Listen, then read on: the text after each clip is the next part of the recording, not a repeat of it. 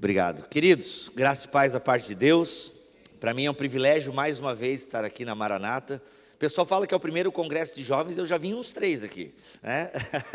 Mas agora eu entendi que agora foi todas as Maranatas e tal. Mas é sempre bom poder voltar aqui, é a primeira vez que venho nesse novo espaço.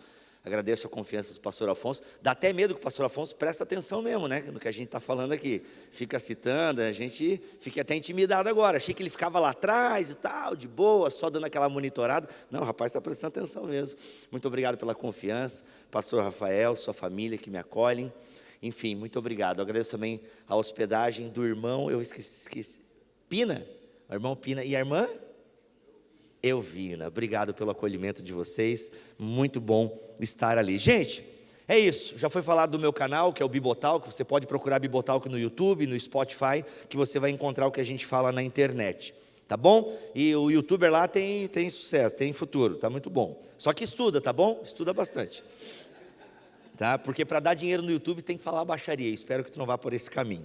Tá bom? Então, estuda bastante. Gente, vamos lá, abra a sua Bíblia, ou o seu celular, já que está liberado aqui na igreja, ainda bem, porque eu só uso a Bíblia no celular, claro, está no modo avião, tá bom, irmãos? Ninguém vai me ligar, não vai ter notificação do WhatsApp, tá bom? Eu com déficit de atenção, se fica pipocando notificação aqui, não vai dar muito certo. A única notificação tem que ser a de Deus, amém?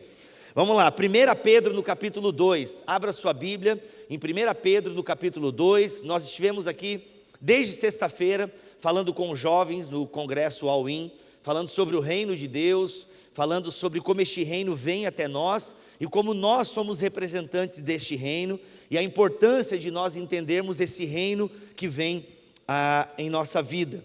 E de certa forma o que vou falar aqui agora nesta manhã, complementa o que venho falando aos jovens aqui, de todas as Maranatas, né, de toda a igreja Maranata reunida aqui em São Luís. E então meio que vou dar uma continuidade, ainda que tenha um tema próprio, tá bom? A você que nos assiste pelo YouTube, muito bom. Da próxima vez, se você mora aqui em São Luís, esteja presente, ainda tem cadeiras vazias e você pode se sentar aqui conosco, tá bom? Gente, 1 Pedro no capítulo 2, eu quero ler, eu estou lendo na Nova Almeida atualizada, conversando com o pastor Rafael. Ele me disse que aqui não tem uma versão oficial da igreja, né? Mas eu imagino que a maioria dos irmãos utilizem a Almeida Revista e Atualizada. Queridos, vou falar um negócio agora que o pastor vai ficar bravo comigo. Pastor Afonso, não sei, vou olhar para a cara dele bem na hora que eu falar para ver qual é a expressão. Ele está rindo por enquanto. Mas, gente, a Almeida Revista Atualizada já passou.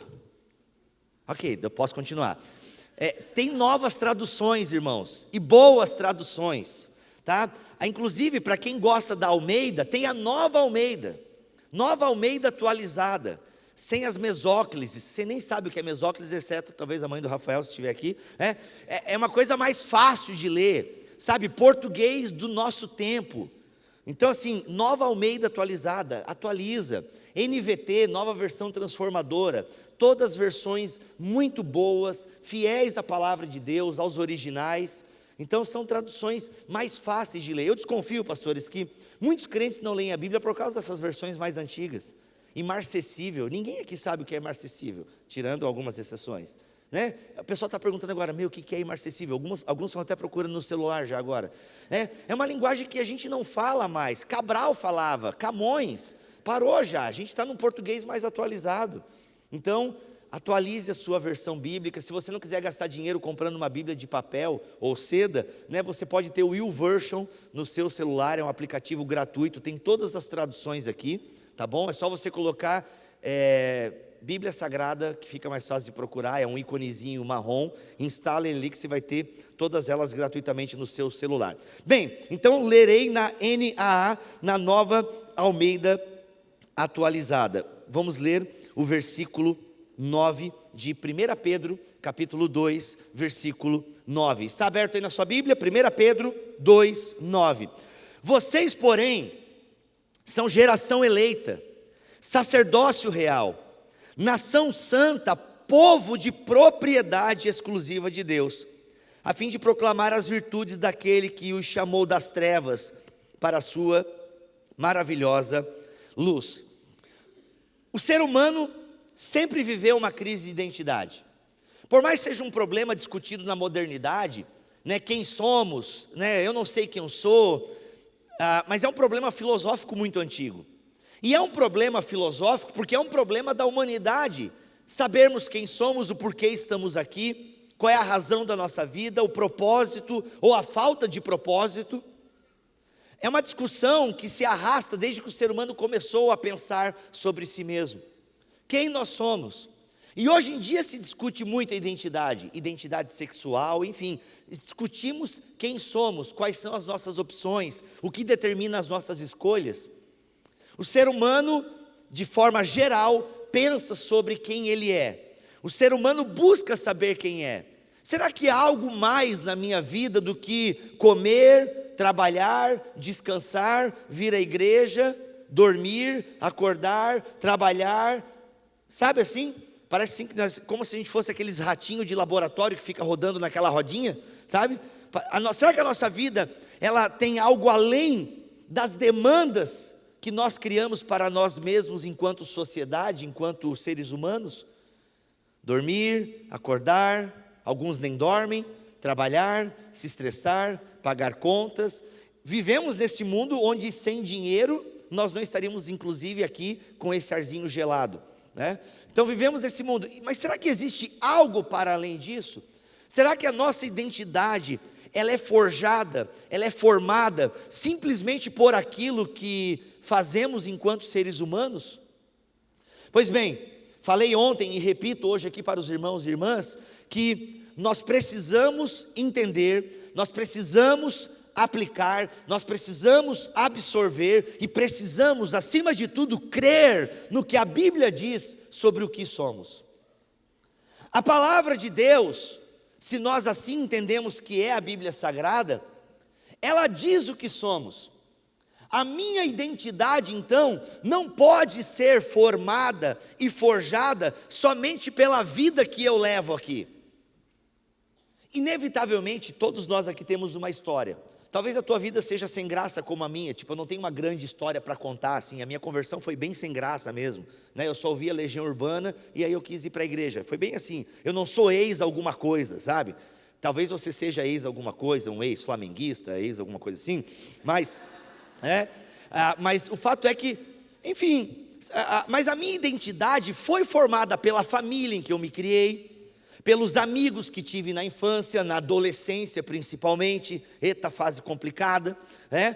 E a nossa identidade vai sendo forjada de acordo com as relações que a gente vai fazendo na nossa vida. Por exemplo, a gente casa, e aí a gente quando vê já está meio parecido com o nosso cônjuge, e né, começa a falar algumas coisas, ter alguns costumes, outros não, mas as proximidades, as relações vão formando a nossa identidade. Aquilo com quem convivemos, aquilo que lemos, aquilo que assistimos, né? Hoje em dia, aquilo que assistimos, os nossos filhos, vendo os youtubers aí, né? Essas coisas vão forjando a nossa identidade, vão forjando aquilo que somos e aquilo que seremos. Agora, nós somos cristãos, fomos alcançados pela graça, fomos alcançados pelo reino de Deus, e o fato de sermos alcançados por este reino deve dizer alguma coisa e deve fazer alguma coisa com aquilo que somos. Porque para Deus não importa aquilo que somos, para Deus importa aquilo que seremos a partir da sua palavra. Para Deus não importa aquilo que somos, aquilo que construímos em termos de identidade ao longo da nossa vida. Para Deus o que importa é aquilo que seremos quando sermos tocados pelo seu Espírito e sermos transformados em nova criação. Bem, eu sou o que a Bíblia diz que eu sou. Eu não sou o que meu pai diz que eu sou. Eu não sou o que a sociedade diz que eu sou. Eu não sou nem aquilo que construí para mim mesmo. Eu quero ser aquilo que a Bíblia diz que eu sou. A minha identidade está em Cristo e na sua obra. A minha identidade está naquilo que Deus planejou e projetou para a sua igreja. Eu quero ser isso, eu não quero ser outra coisa, além daquilo que a Bíblia diz que eu sou. Acontece que assumir uma identidade bíblica, assumir uma postura bíblica diante da existência, ficou meio filosófico o negócio aqui, mas está dando para entender, né? Que falou em existência, a gente já pensa, esse aí está louco, né? Mas a minha postura, ela tem que refletir aquilo que eu creio. E se eu assumo uma identidade bíblica, é uma via de mão dupla aqui, porque eu assumo uma identidade bíblica, mas ao mesmo tempo não tenho condições de assumir essa identidade bíblica, se Deus não a conferir primeiro para mim. Estão me acompanhando, queridos? Eu sou o que Deus diz que eu sou, e ser o que Deus diz que eu sou, implica em eu aceitar essa identidade que Deus e Jesus conquistou para mim na cruz. Jesus conquistou para mim na cruz o direito de chamar Deus de Pai. Jesus conquistou na cruz o direito de eu ser um filho de Deus. Por isso eu sou povo de Deus.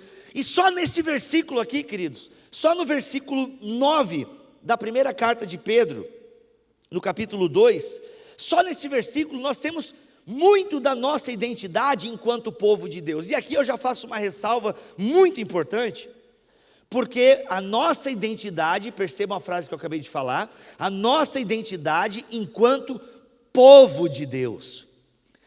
É impossível para um cristão ter uma identidade cristã se não for na coletividade do povo de Deus.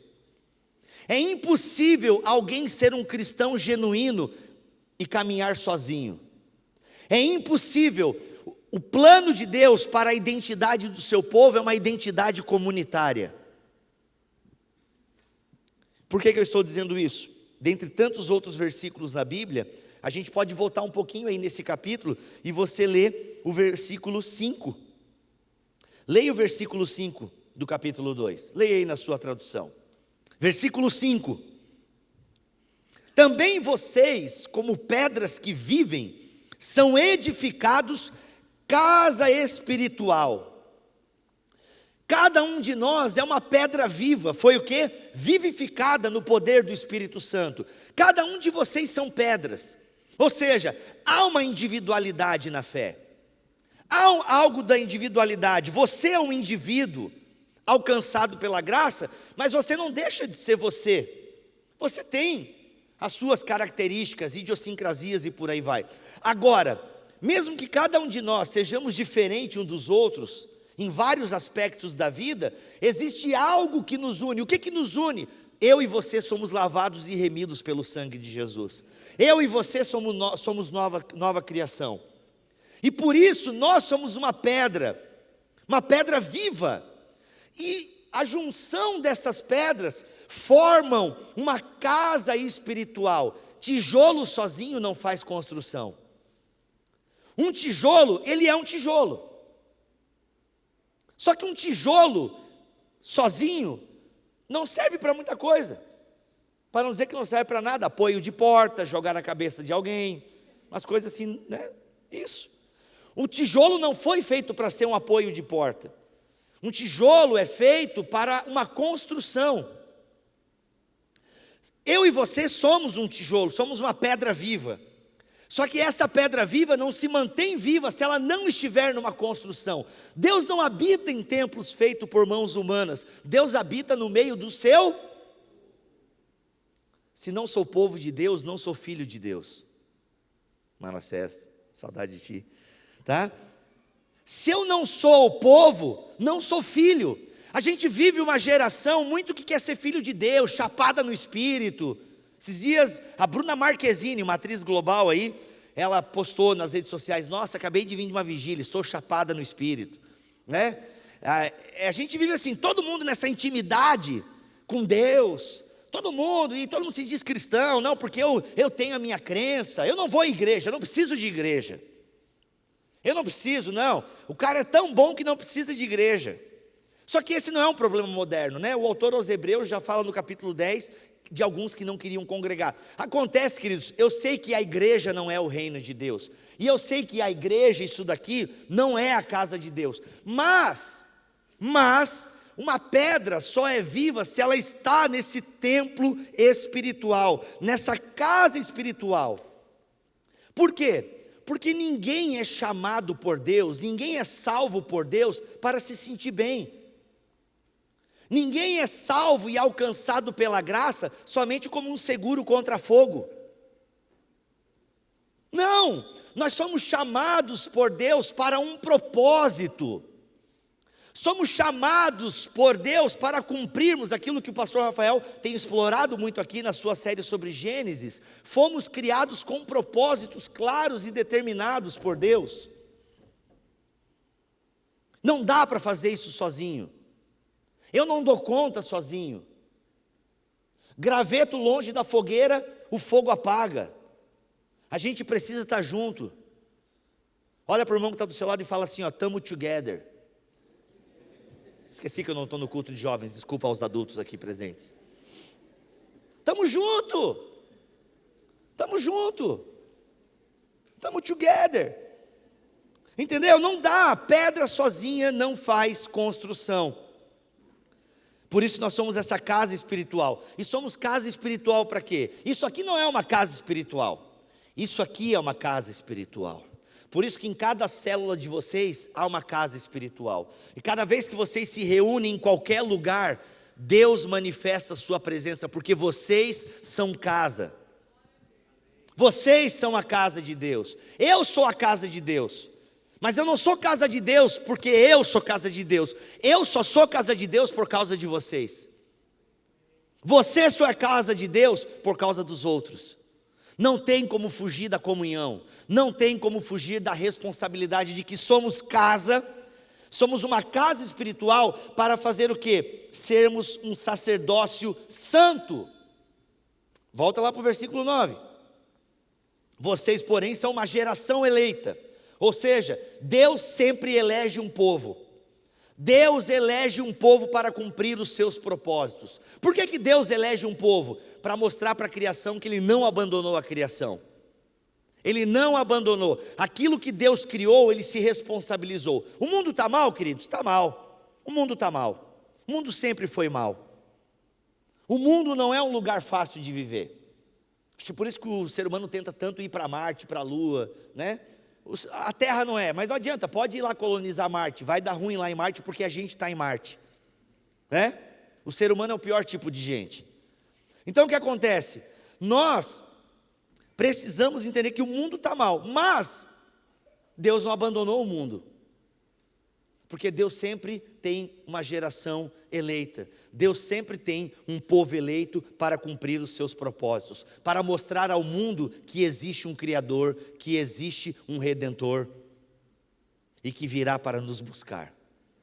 É isso, nós somos uma geração eleita, um povo de sacerdotes, um reino sacerdotal. Pedro aqui está evocando as palavras de Êxodo, isso não é uma coisa do Novo Testamento. A ideia do povo de Israel era ser uma nação de sacerdotes. A ideia do povo de Israel era mostrar para os outros povos que existe um verdadeiro Deus, para além dos deuses fabricados pela mente e o coração humanos. Essa é a nossa tarefa, essa é a consciência que precisamos ter, essa é a nossa identidade. Somos um povo escolhido para sermos sacerdotes. Irmãs, sacerdotisas, somos uma geração eleita para sermos sacerdotes e sacerdotisas do Deus Altíssimo. Com isso a palavra está dizendo, não existe um cristão na face da terra que não seja um sacerdote ou uma sacerdotisa.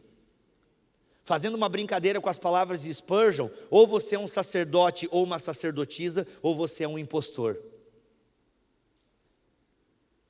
Nós não podemos achar que somente quem sobe aqui nesse púlpito tem função sacerdotais. Nós não podemos achar que somente quem tem um PR ou um PRA antes do nome é que é um sacerdote, um pastor, uma pastora, um missionário. Não, se você teve um encontro com Jesus, és também um sacerdote e uma sacerdotisa. E se és um sacerdote ou uma sacerdotisa, tem responsabilidades claras diante de Deus e diante da criação. Pois você é o caminho que Deus escolheu para se apresentar às pessoas que estão ao seu redor. Você não é crente para se sentir bem. Agora, o que significa dizer isso, sacerdócio real? E aí a gente volta para o versículo 5, porque no versículo 5 ele diz que a gente é casa espiritual para sermos sacerdócio santo, a fim do quê? Oferecer sacrifícios espirituais, agradáveis a Deus por meio de Jesus Cristo. Como assim oferecer sacrifícios espirituais? Bem, nenhum cristão precisa se sacrificar para ser salvo. Eu não preciso me sacrificar para ser salvo, porque o Cordeiro de Deus, que tira o pecado do mundo, já se sacrificou. Jesus é o sacrifício perfeito. Jesus já foi sacrificado para garantir a nossa salvação. Então, o que seriam os sacrifícios espirituais? Já que eu não preciso me sacrificar para ser salvo. Bem, eu me sacrifico para ser salvo.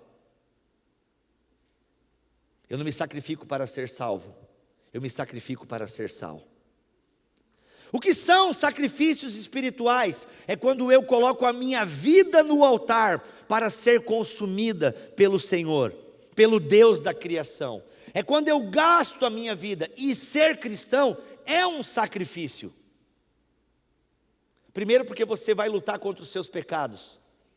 Você vai lutar contra as coisas que são erradas na sua vida. E como eu disse para os líderes de jovens no sábado pela manhã, se você não luta contra nenhum pecado é porque você já perdeu. Sacrifícios espirituais. Paulo, quando escreve a Timóteo, e foi o que nós meditamos com a liderança no sábado pela manhã, quando ele escreve a Timóteo, já no final da sua carreira, ele fala que ele entregou a vida dele, agora está entregue. Agora o sacrifício vai ser ofertado, a minha vida vai subir como sacrifício, como libação. Combati o bom combate. A vida cristã é combater o bom combate, não é brincar no bom parquinho. É combate, é sacrifício, é sacrificial. Queridos, quem acompanha aqui cultura pop sabe, qualquer filme da Marvel, da DC, qualquer filme de super-herói, qualquer filme que quer ensinar uma grande lição, a gente sempre tem um personagem se entregando pelo outro. O filme do Zack Snyder mesmo, do Man of Steel, caramba, é Jesus do começo ao fim. Tudo, ele chega até a morrer de braços abertos, tem uma cruz com um pano vermelho no fundo, tudo, está tudo lá. O mundo clama por um Salvador. O mundo clama. Está tudo, a cultura pop fala como é bonito se entregar pelo outro. A gente vê aqueles videozinhos no Facebook, onde tem uma linda história, com aquele tecladinho para emocionar de alguém. Tem um vídeo que rodou muito, qual é aquele Bambi? Esqueci o Bambi da Disney, que bicho que é aquele? Um cervo, um viado, não sei. Esse é um Bambi, né? Aí tem um videozinho assim que tá o Bambizinho atravessando o rio e o jacaré tá vindo. Aí esse é o tubarão, né? Mas o jacaré tá vindo e nisso a mãe Bambi vê que o jacaré tá vindo e vai pegar o Bambizinho. E ela vai e se põe na frente do Bambizinho e fica parado, o jacaré vem, pega a Bambi mãe para o Bambi filho poder atravessar. E a gente olha, meu Deus, coisa linda! Aí a gente vê o elefante, tudo isso aí é vídeo que eu vejo no Facebook, eu estou com bastante tempo livre. Aí, brincadeira, né? Aí tem lá o elefante que ajuda aquele cara que ia se afogar. Ai gente, que lindo o elefante, né? Mão. A gente se emociona com as histórias. Acho que a foto que ganhou o prêmio de melhor foto do mundo mostra um elefante ajudando um outro animal, agora não lembro qual é a foto. E a gente se emociona com essas histórias do reino animal. Ou quando a gente vê um vídeo de alguém que salvou uma criança, né, que ia pular do 5º andar, e ele escalou lá, e a gente, nossa, os verdadeiros heróis. A gente se emociona, né, com boas histórias de bombeiros e de pessoas que resgatam. E a gente se emociona, e é emocionante mesmo.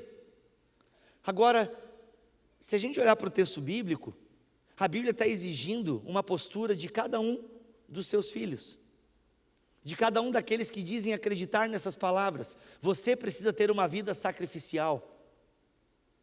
João 3,16, eu imagino que a maioria dos irmãos e irmãs leitores da Bíblia conhecem. João 3,16, né? O que é João 3,16? Só o comecinho. É isso aí. Já senti firmeza, galera da escola dominical aqui mesmo, tá?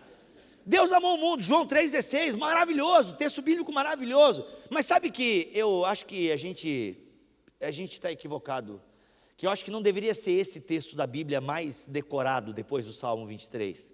Eu acho que a gente tinha que aprender a ler 1 João 3,16. 1 João 3,16, alguém sabe de cor? Difícil, né? Vamos abrir 1 João 3,16, para a gente entender um pouco do sacrifício. 1 João 3,16. Fica quieto, Rafael. 1 João 3,16. É esse que a gente precisa decorar, irmãos. 1 João 3,16. Avança um pouquinho na sua Bíblia aí. 1 João 3,16. Nisto conhecemos o amor, que Cristo deu a sua vida por nós. João 3,16. Deus amou o mundo. Nisso conhecemos o amor. Cristo deu a sua vida por nós. Portanto, ou seja, o que você faz com esse conhecimento que você tem? O que você faz com essa graça que te alcançou e te amou mesmo você sendo você e você sabe que não vale muita coisa? E eu também, nós. Então o que você faz com esse conhecimento que preenche o teu ser vazio? Bem, portanto, também nós devemos dar a nossa vida pelos irmãos. Nisto conhecemos o amor. Cristo deu a sua vida por nós. Portanto, nós também devemos dar a nossa vida pelos irmãos. O que é dar vida pelos irmãos? O texto ainda vai dando algumas dicas. Se a gente tem bens, que a gente não veja nenhum irmão passando necessidade, que a gente não feche o nosso coração às pessoas. Como é que pode permanecer o amor de Deus se a gente vê a necessidade e não faz nada? Como pode, numa mesma igreja, ter tanta discrepância social? São coisas para a gente pensar. A gente precisa ajudar o outro. E ajudar o outro é sacrifício. Por quê? Porque nós somos a cultura do selfie. Nós somos a cultura que só pensa em nós mesmos. E isso o que é? Desde criança, eu tenho 2 filhos. Eu vejo a minha filha de 5 anos. Minha filha de 5 anos é desesperada às vezes por comida. E gente, a gente alimentou, tá bom? Só que a minha filha, sim, se a gente põe, por exemplo, a gente gosta muito lá de comprar umas baguinhas de chocolate, assim, sabe? Que compra nessas casas de natural, assim, que é chocolate 70% cacau, com banana, essas coisas assim, né? Mano, se a gente põe um pote daquilo, e é caro, tipo assim, eu compro 100 gramas a R$13, para mim é caro, né? Mano, aquilo ele tem que comer assim uma, né? Pô, tem que apreciar, porque, meu, se deixa o pote na frente da minha filha, cara, ela não pensa nos outros. Ela fala eu primeiro, eu na frente, a minha filha assim, velha Eva, né? Velha Eva está ali, é incrível. Minha filha é uma pecadora já, nossa, é incrível. Ainda bem que ela já sabe o que é pecado e às vezes ela confessa os pecados dela. Esse dia foi a coisa mais linda. No banheiro ela começou a chorar e minha esposa, por que está chorando, Milena? É porque quando tu vira as costas para mim, eu mostro a língua para ti às vezes. Porque eu não gosto quando tu lava o meu cabelo e eu fico braba contigo e eu mostro a língua quando tu está de costas. Ai, me perdoa, mamãe, que legal, né? É massa, é uma pecadora maravilhosa, né? Mas porque a nossa cultura é do pecado. Farinha pouca, eu primeiro, não é meu irmão primeiro. É só tu ver, quer ver? Aqui não tem esse problema, né? Talvez, mas assim, quando tu ouve falar notícia de furacão, tornado, essas desgraças lá que dá para os americanos, eles têm que ter umas desgraças também, já que a vida é tão legal lá, aí tem uns furacão lá, né? Mano, meu amigo está morando lá em Fort Lauderdale, cara, teve agora esse furacão que ia passar por lá, né? Meu irmão, as coisas somem do mercado. Some, não encontra nada, porque a galera já constrói bunker, já viaja para outro lugar, e não está nem aí se vai faltar água para o outro. Não, a galera pega os galões de água e vaza. É assim. É igual quando acontece crise na gasolina, aconteceu tempos atrás aqui, né? Meu irmão, tu não achava gasolina, porque a galera chega lá, enche o tanque, enche esse 3 galão aqui. O cara compra gasolina para um semestre, velho. Ele não está preocupado com os outros. Essa é a nossa cultura, a gente só pensa na gente. Quando a Bíblia vem dizer para a gente pensar no outro, meu irmão, isso é sacrifício, porque isso vai contra a nossa natureza. É por isso que a nossa natureza precisa ser transformada. Estão me entendendo? Vamos voltar para 1 Pedro 2,9. O pastor disse que eu tenho até 2 horas da tarde. Estou bem tranquilo, vou até sentar, tá? Vou até sentar, porque o pastor falou, não, até as 2 está tranquilo, tá? Voltando para o versículo 9, querido, já entenderam o que é sacrifícios espirituais? Deu para entender? Eu me sacrifico porque eu quero ser sal. Eu me sacrifico porque eu quero ser uma bênção. Eu não quero só receber a bênção, eu quero ser a bênção. Pessoas precisam de mim. O mundo clama por ajuda. Esse mundo está mal, está mal. Por isso precisamos fazer o bem. Precisamos mostrar o bom, precisamos mostrar o belo, precisamos ajudar. Eu sei que ninguém aqui tem uma vida de propaganda de margarina. Eu sei que todo mundo que está sentado aqui tem pontos críticos na vida para resolver, tem problemas, mas acredite, tem gente pior do que você. Por isso que às vezes vai consertar a tua vida, vai consertar teu casamento, para ser uma bênção. Para de ficar rodando a vida só ao redor de ti. Se livra, perdoa, vai para frente. Porque tem gente precisando de um ombro amigo, tem gente precisando de uma palavra que só a igreja carrega. Estão entendendo o negócio? É mais sério, vai além de você. Não é sobre você, não é sobre o problema no seu casamento. Seja adulto, seja maduro, resolve isso e vai viver a obra de Deus. Isso é sacrifício. Isso é sacrifício. É oferecer a nossa vida, como Paulo vai falar no capítulo 12 de Romanos. Ofereça a sua vida, o seu corpo, no caso ali significa vida, ofereça a sua vida como sacrifício, vivo, santo, agradável a Deus. Porque vocês são sacerdócio real, vocês são. Momento filosófico aqui agora, não precisa prestar atenção se você não gosta de filosofia. Tem um irmão ali que vai estar prestando atenção, o irmão do C.S. Lewis ali, que eu esqueci o nome dele. Como? Júnior? É fácil demais, Júnior. Estão preparados? Não? É bem nada a ver assim, mas é que como é filosófico, aí eu fiz essa pausa dramática. É que em Deus, nós já somos o que a Bíblia diz que nós somos. Só que enquanto estamos aqui nessa terra, nós precisamos vir a tornar ser.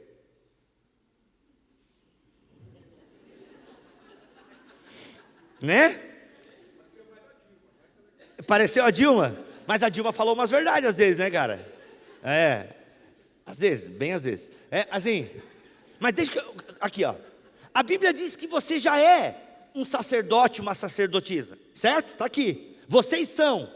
A Bíblia não diz vocês vão se tornar, não, vocês são geração eleita, sacerdócio real, nação santa. Mas daí às vezes a gente olha para a nossa vida, tá meio zoado o negócio aí. Por isso você precisa se tornar aquilo que a Bíblia já diz que você é. Pô, dá para entender, vai? Dá, né? Só para pensar na comida, pensa aqui, né? Vira para mim aqui. A Bíblia diz que você já é. Então seja o que a Bíblia diz que você já é. Amém, fechou. Tá? Nós somos uma nação santa. Nação santa. Quem é santo aqui, levanta a mão. Ó, a galera que está convicta, é isso aí. Muito bom. Ei, quem não levantou a mão, levanta. Levanta porque você é santo. A Bíblia diz que você é santo. Ser santo, queridos, não é ser perfeito. Ser santo é ser maduro.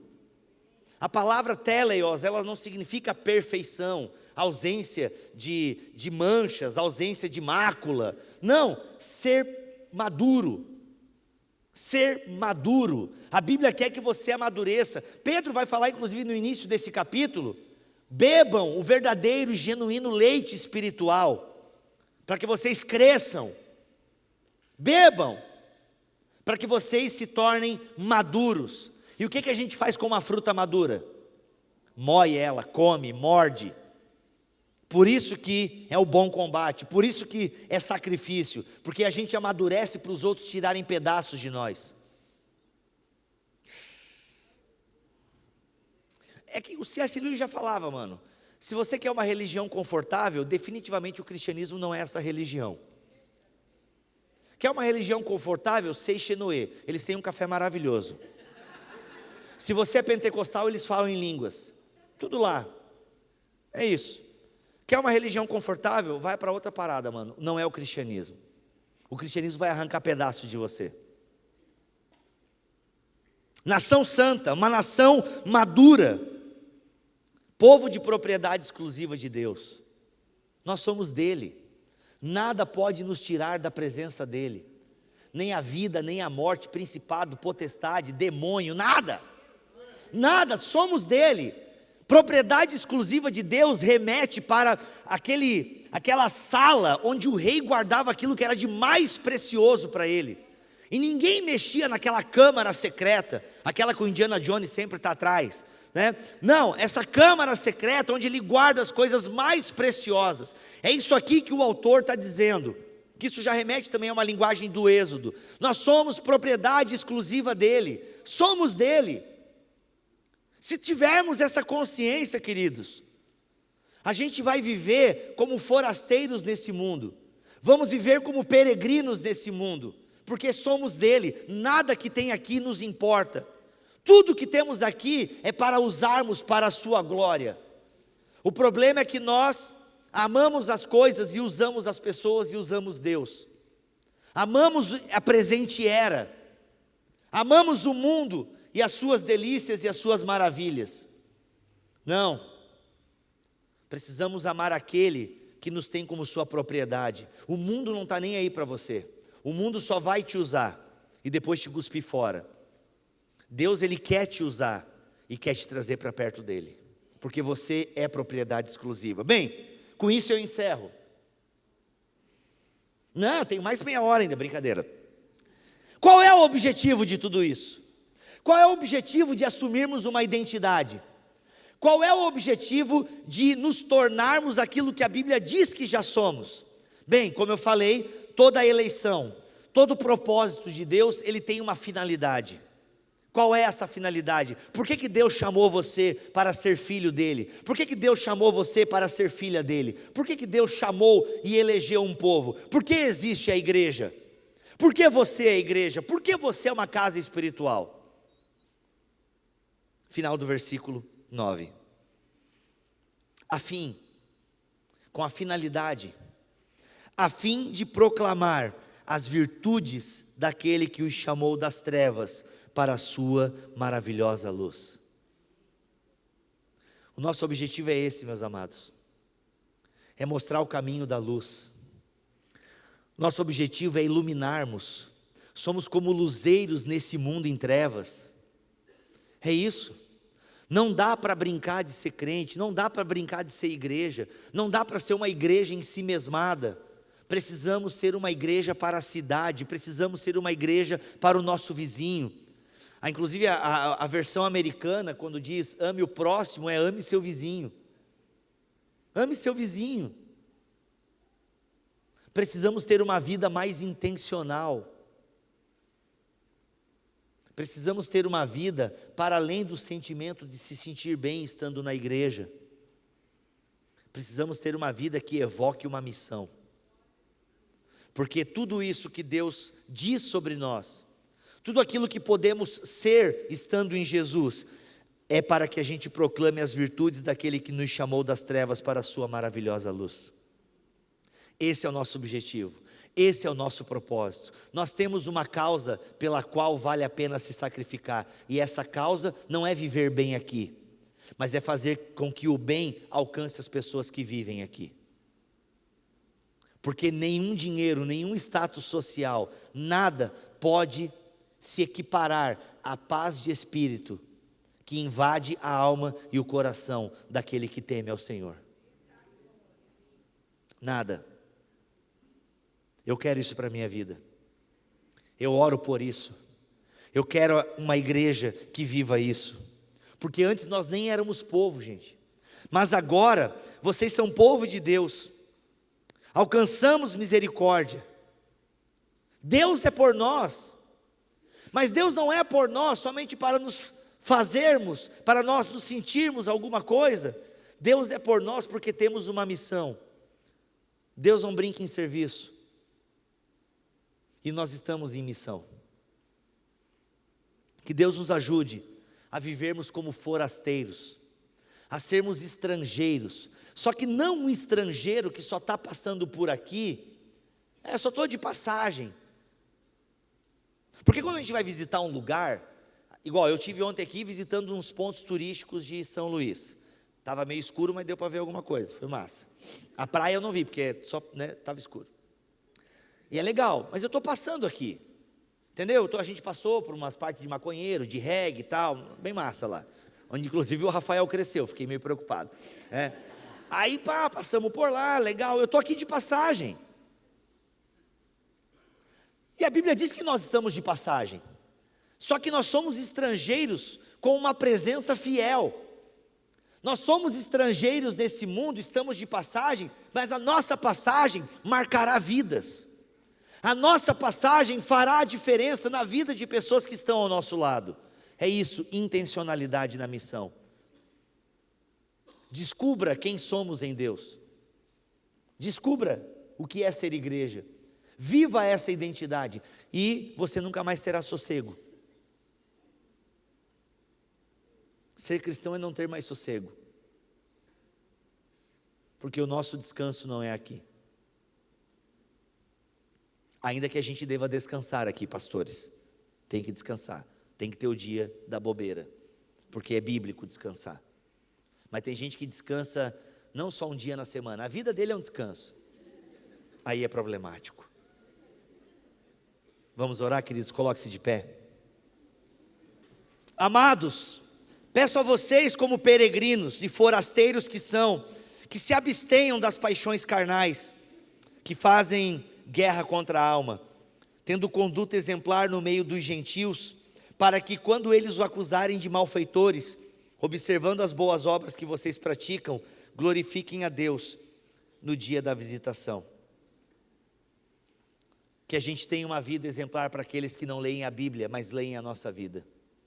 Que o Senhor nos ajude e ajude a sua igreja. Feche seus olhos, vamos orar. Pai, nós te pedimos perdão, Senhor.